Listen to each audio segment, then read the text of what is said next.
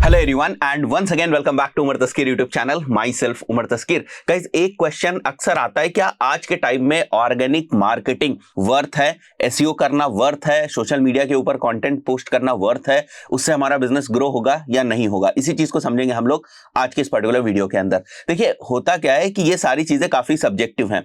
मतलब organic marketing काम करती है, एसईओ बहुत जबरदस्त तरीके से काम करता है, सोशल मीडिया के ऊपर कंटेंट डालना, कंटेंट मार्केटिंग बहुत जबरदस्त तरीके से काम करती है, बट डिपेंड करता है कि कौन इसको कर रहा है और कब इसको कर रहा है और उसकी केपीआईज क्या है, मतलब वो कंटेंट डालकर क्या एक्सपेक्ट कर रहा है। अगर ये तीन चीजें फिगर आउट हो जाती हैं तो फिर कंटेंट मार्केटिंग आपकी बहुत अच्छे तरीके से काम करती है। जब आप एसईओ भी कर रहे होते हैं तो बेसिकली आप कंटेंट मार्केटिंग ही कर रहे हैं। जब आप सोशल मीडिया के ऊपर कंटेंट डाल रहे होते हैं मार्केटिंग के पॉइंट ऑफ व्यू से, तो बेसिकली आप कंटेंट मार्केटिंग ही कर रहे होते हैं। जब हम ऑर्गेनिक मार्केटिंग के पॉइंट ऑफ व्यू से बात करते हैं तो दो ही चीजें सामने निकल के आती हैं, या तो सोशल मीडिया के ऊपर आपको कंटेंट डालना है या फिर आपको एसईओ करना है। अब एक एग्जांपल से यहां पर समझने की कोशिश करते हैं कि मान के चलते हैं आपकी कोई कोचिंग इंस्टीट्यूट है और कोचिंग इंस्टीट्यूट के लिए आपको अप्रैल मंथ में एडमिशन करना है और अभी जो टाइम है वो है मार्च। अब ऐसे में अगर आप सोशल मीडिया के ऊपर ऑर्गेनिक कंटेंट पोस्ट करने जाएंगे तो इतनी जल्दी तो आपको रीच मिलेगी नहीं। हो सकता है एक दो जो आपकी रील्स है वो वायरल हो जाए, बट उसकी प्रोबेबिलिटी बहुत ज्यादा कम है।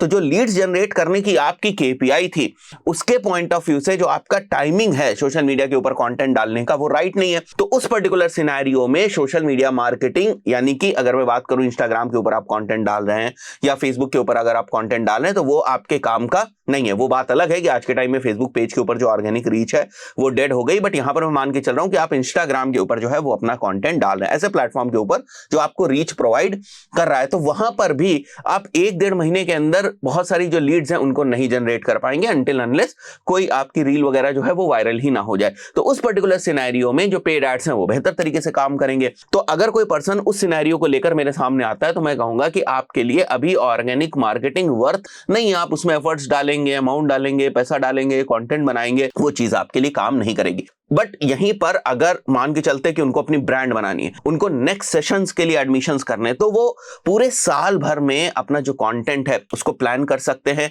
अपने एक कंटेंट का कैलेंडर बना सकते हैं कि किस टाइप का कंटेंट उन्हें डालना है, किस टाइप का कंटेंट जो है वो लोग देखना चाहते हैं, उसको वो प्लान कर सकते हैं और उसके अकॉर्डिंग फिर वो अपने सोशल मीडिया अकाउंट्स के ऊपर डाल सकते हैं। यहां पर जब मैं सोशल मीडिया की बात कर रहा हूं, मैंने इंस्टाग्राम का एग्जांपल लिया, बट यूट्यूब भी उसी में आ जाता है, राइट? तो एक चीज आपको समझनी है कि कोई भी चीज खराब या सही नहीं होती है। द मेन थिंग इज कि किस टाइम पर आप उसका इस्तेमाल कर रहे हैं। बात क्लियर हो गई? अब ऑर्गेनिक मार्केटिंग के पॉइंट ऑफ व्यू से थोड़ी सी और चीजें समझते हैं। कुछ जो चैलेंजेस आते हैं उनको समझते हैं, जिससे आपको और ज्यादा क्लियरिटी होगी कि मेरे लिए ये वर्थ है या नहीं है। देखो, शुरुआत मैंने क्या बताया कि ऑर्गेनिक मार्केटिंग काम करती है, इट ओनली डिपेंड्स कि आपकी केपीआईज, आपकी टाइमिंग, आपके ऑब्जेक्टिव के साथ वो मैच कर रहा है या नहीं कर रहा है। ठीक है? तो search engine based organic campaigns जो आपके होते हैं, राइट, यानी एसईओ जो बेसिकली आप लोग करते हो, उसमें आपके क्या चैलेंजेस होते हैं? Not in control. आपके पास पहली बात, जो आपके एफर्ट्स आप कर रहे हैं उसको जो रिजल्ट्स हैं वो आपके कंट्रोल में नहीं है। हो सकता है अपडेट्स आ जाएं गूगल की, राइट, तो आपकी रैंकिंग जो है वो शिफ्ट हो जाए। बहुत सारी चीजें आपके कंट्रोल में नहीं रहती। It's a time taking thing. जैसे मैंने बताया, अगर आपके पास कम टाइम है, काम नहीं चलने वाला है, आपको पेड एड्स की तरफ ही जाना पड़ेगा। वहां आपको ज्यादा कंट्रोल भी मिलेगा और टाइम जो है वो भी आपका बहुत कम रहेगा। A lot of fluctuations, updates वगैरह आ जाती हैं, उसकी वजह से फ्लक्चुएशंस होते रहते हैं। कभी और बहुत सारे डिफरेंट रीजंस है, एल्गोरिदम्स के डिफरेंट रीजंस होते हैं, उनकी वजह से फ्लक्चुएशंस आने लगते हैं। मतलब अगर मैं मेन एंड रिजल्ट की बात करूं, आपकी रैंकिंग्स की बात करूं, तो वहां पर बहुत ज्यादा फ्लक्चुएशंस होते हैं। Initial investment is required. जब आप एसईओ करने जाते हो तो आपको कंटेंट बनाना है, टाइम देना है, आपके जो रिसोर्सेज हैं, ह्यूमन रिसोर्स, वो वहां पर लगेगी। अगर आप बैकलिंक्स वगैरह परचेज कर रहे होंगे, गेस्ट पोस्टिंग वगैरह कर रहे होंगे, तो वहां पर आपका इन्वेस्टमेंट लगेगा और 3-4-5 महीने तक आपके पास कुछ नहीं आने वाला है। आपको रैंकिंग इंप्रूव होती हुई हो सकता है दिख जाए, डिपेंडिंग ऑन कि किन टाइप के कीवर्ड्स के ऊपर आप काम कर रहे हैं। अगर वो बहुत ही कॉम्पिटिटिव कीवर्ड्स है तो 1-1.5 महीने आपको रैंकिंग हिलते हुए भी नहीं दिखेगी। अगर वो नॉर्मल कीवर्ड्स है तो 1-2 महीने में आपको थोड़ी सी रैंकिंग जो है वो हिलती हुई दिख जाए, right. Initially 4 months, 5 months, 6 months आपको रिजल्ट्स नहीं दिखते हैं और तब तक आप बहुत ज्यादा अमाउंट जो है वो स्पेंड कर चुके होते हैं। तो वो इन्वेस्टमेंट, वो टाइम, वो पेशेंस अगर आपके पास है, then SEO is for you. अगर आप प्लान कर रहे हो कि नहीं भाई, हमें अभी तुरंत के तुरंत लीड्स नहीं चाहिए, बट मैं over the period of time बहुत सारा जो कंटेंट है वो बना लूंगा, जिससे बहुत सारा ट्रैफिक जो है वो हमारी वेबसाइट के ऊपर आएगा और उस ट्रैफिक का कुछ परसेंटेज जो है वो लीड्स में कन्वर्ट होगा। If this is something that you are planning, then SEO is for you, right. 6 महीने, 8 महीने, 10 महीने के बाद की बात प्लान अगर आप कर रहे हैं और साथ ही साथ आप इन्वेस्टमेंट करने के लिए मेंटली प्रिपेयर हैं। बहुत सारे लोग इस चीज के लिए प्रिपेयर ही नहीं होते, वो इस चीज को समझना ही नहीं चाहते कि नहीं हम तो नहीं करेंगे, हमें तो तुरंत रिजल्ट चाहिए, राइट। वो एसईओ के लिए नहीं है, ठीक है। तो फिर उन सिनेरियोज में एसईओ आपके लिए नहीं है, फाइन। प्योरली टेक्निकल स्टफ, बहुत इंपॉर्टेंट चीज, can't be managed by a non technical.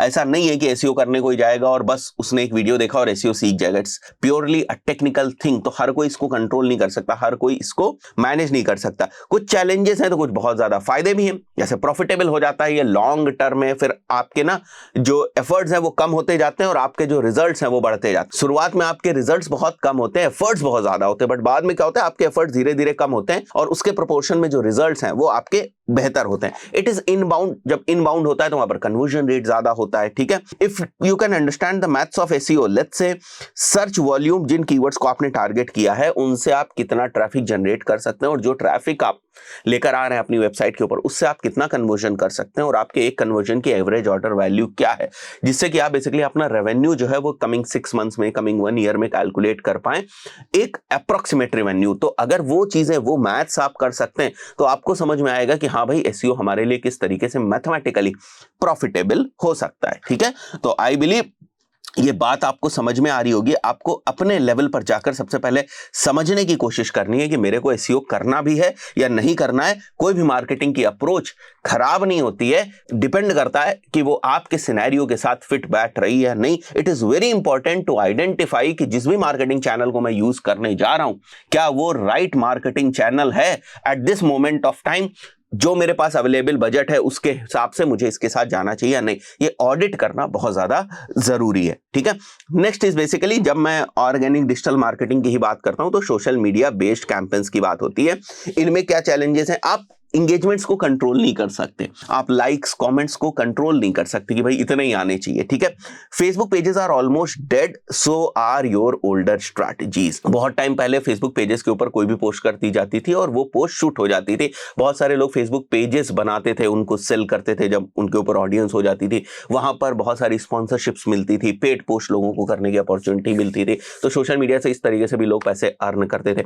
But क्योंकि आज के टाइम में वहां पर जो ऑर्गेनिक रीच है वो ही डेड हो गई है ऑलमोस्ट। ऑर्गेनिक रीच पूरी की पूरी शिफ्ट हो चुकी है शॉर्ट फॉर्म ऑफ कंटेंट के ऊपर।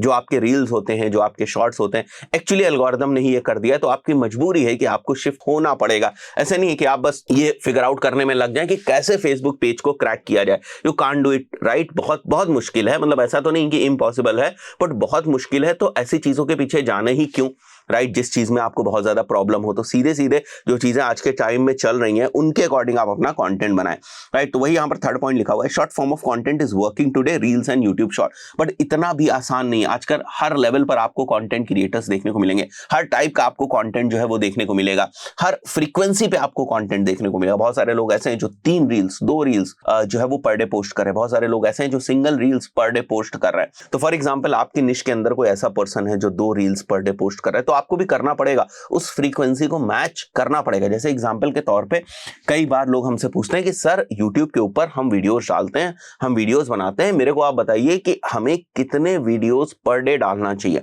सिंपल सा जवाब है इस बात का कि फॉर एग्जांपल अगर आप एजुकेशनल निश में हैं, पढ़ाते हैं लोगों को, और आपका कंपटीशन लेट्स से अनअकैडमी जैसी ब्रांड से है, एग्जामपुर जैसी ब्रांड से है, और अगर वो 5 वीडियोस पर डे डाल रहे हैं तो आपको डालना पड़ेगा, राइट। बट यही सेम थ्योरी आप बीबी की वाइन्स के चैनल पे नहीं अप्लाई करेंगे, राइट। आशीष चंचलानी के चैनल पे आप नहीं अप्लाई करेंगे क्योंकि उनको कंटेंट बनाने में 2, ढाई, 3 महीने लग जाते हैं, फाइन।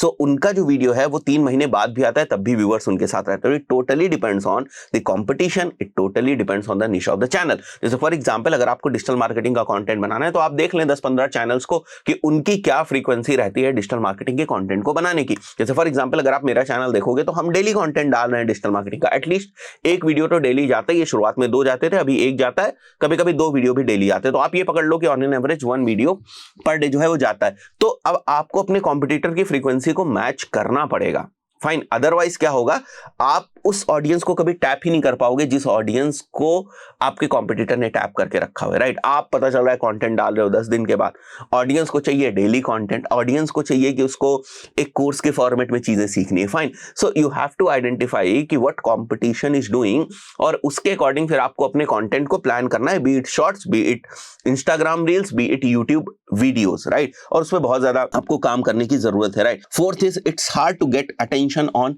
Random content. देखिए कुछ भी मत बनाइए, प्लान करके। अगर आपको सोशल मीडिया का फायदा उठाना है ना, तो प्लान करके बनाइए। जैसे फॉर एग्जांपल बहुत सारे फाइनेंस के क्रिएटर्स हैं जो फाइनेंस के टिप्स वगैरह देते हैं, तो ऐसा नहीं कि आज वो फाइनेंस की टिप्स दे रहे हैं, कल को वो पॉलिटिक्स की बात करने लगेंगे, परसों वो डिजिटल मार्केटिंग की बात करने लगेंगे, उसके बाद कॉमेडी वीडियो करने लगेंगे, राइट। जब आप फाइनेंस के टिप्स दे रहे हैं तो आपने एक वीडियो फाइनेंस का बनाया, तो आपकी कुछ फाइनेंस की ऑडियंस आई, फिर आपने दूसरा वीडियो फाइनेंस का बनाया, उससे आपने कुछ नई ऑडियंस भी कैप्चर करी और पुराने लोग भी जो थे वो उन रील्स को, उन वीडियोस को देख रहे हैं। इसके बाद आपने तीसरा वीडियो डाला, तो वो जो पुराने 2 वीडियोस के व्यूअर्स हैं वो भी आपके थर्ड वीडियो को देख रहे हैं, और वो थर्ड वीडियो हो सकता है कुछ नए व्यूअर्स को भी लेकर आ जाए। अगर वो नए व्यूअर्स को लेकर आएगा तो वो नए व्यूअर्स भी पुराने आपके दोनों वीडियोस को देखेंगे।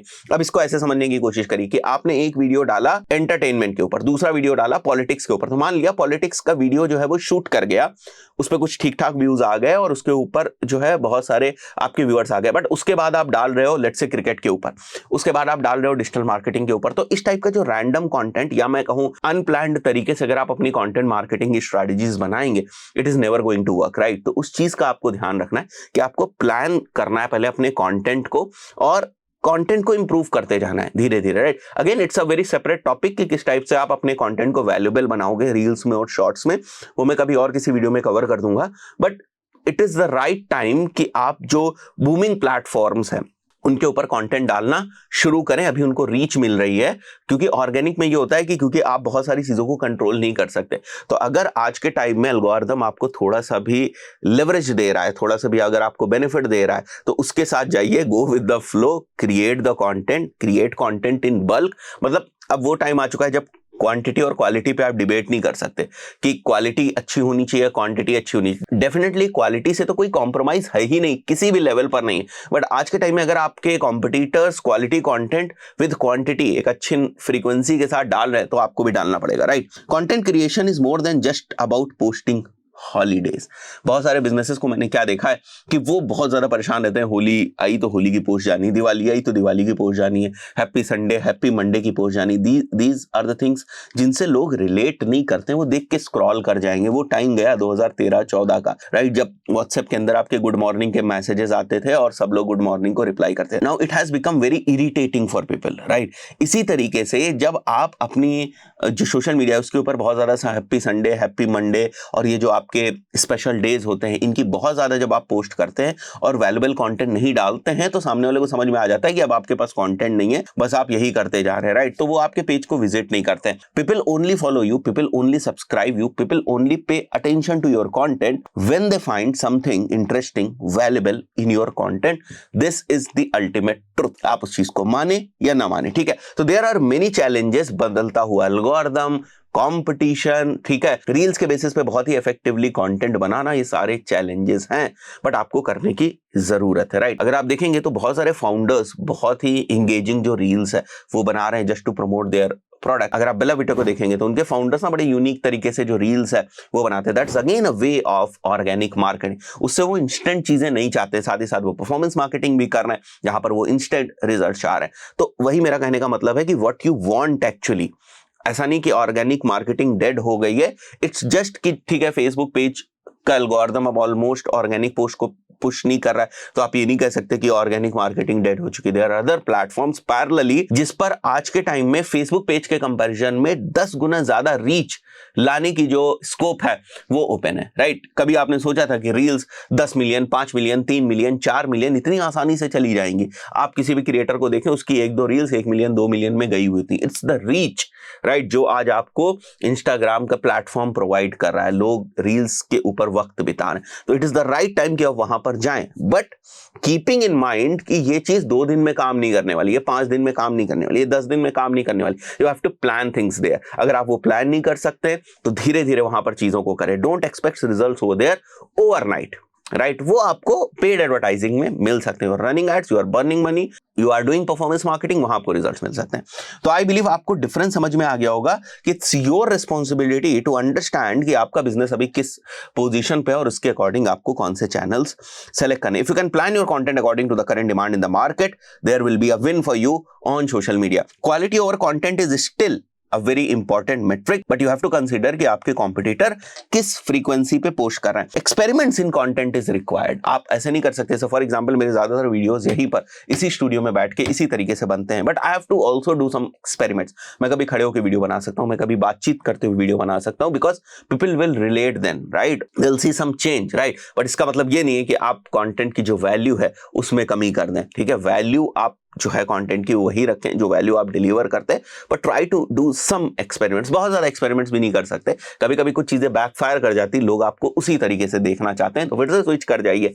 बट आप अगर स्टिक रहेंगे एक चीज के ऊपर तो दिक्कत होगी। जैसे अगर आपको लगता है कि भाई मैं यही चीजें कर रहा हूं and now my engagement is going down, then you can definitely go ahead and try something new, but वो आपके जो main theme of the content है उससे अलग नहीं होनी चाहिए, right. One has to connect to your content, right. अगर लोग रिलेट नहीं करेंगे you won't be benefited. Analyze the metric in the content. ये मैंने देखा है बहुत सारे लोग इस चीज की गलती करते हैं, they don't do analysis of their post. जैसे मैं भी अक्सर देखता हूं कि हमारे जो वीडियोस होते हैं, मेरा कोई वीडियो अगर है वो चला हुआ है तो क्यों वो चला हुआ है, किस पॉइंट पे वो चला हुआ है, उसका एवरेज व्यू ड्यूरेशन कितना था, किस लोकेशन से लोगों ने उसको देखा, राइट, क्या उसकी थंबनेल कैची थी, क्या उसका सीटीआर अच्छा था। तो ये सारी चीजें मैं एनालाइज करने की कोशिश करता हूं और उसी के बेसिस पे फर्दर चेंजेस हम लोग करने की कोशिश करते हैं। वैसे हम लोग का कंटेंट ज्यादातर ट्यूटोरियल फॉर्म ऑफ कंटेंट होता है, तो बहुत कुछ क्लिक बेट वगैरह नहीं होता। It's kind of N evergreen content. मतलब जो मैंने अगर कोई चीज 2 साल पहले पढ़ाई होगी तो वो शायद आज भी बहुत हद तक जो है वो रेलेवेंट हो।